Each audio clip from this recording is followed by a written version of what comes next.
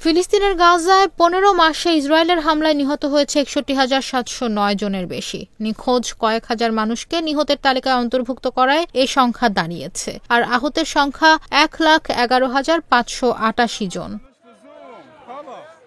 কাতার ভিত্তিক সংবাদ মাধ্যম আল জাজিরা জানায়, গাজার সরকারি তথ্য অফিসের প্রধান এক সংবাদ সম্মেলনে এসব তথ্য জানান। যুদ্ধে নিহত ফিলিস্তিনিদের মধ্যে ৭৬% মরদেহ উদ্ধার করে চিকিৎসা কেন্দ্রে নিয়ে যাওয়া সম্ভব হয়েছে। তবে এখনও অন্তত ১৪,২২২ জন ধ্বংসস্তূপের নিচে চাপা পড়ে আছেন বলে ধারণা করা হচ্ছে।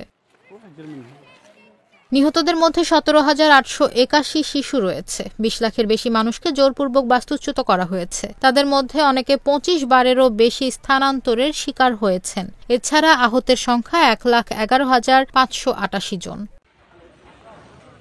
গাজায় হতাহতের নতুন পরিসংখ্যানটি এমন এক সময়ে এলো যখন ইসরায়েল ও হামাসের মধ্যে যুদ্ধবিরতি চলছে। গত ১৫ মাসের আগ্রাসনের সাময়িক বিরতি বলা যায় একে। চলমান যুদ্ধবিরতি আগামী মার্চের শুরু পর্যন্ত চলতে পারে।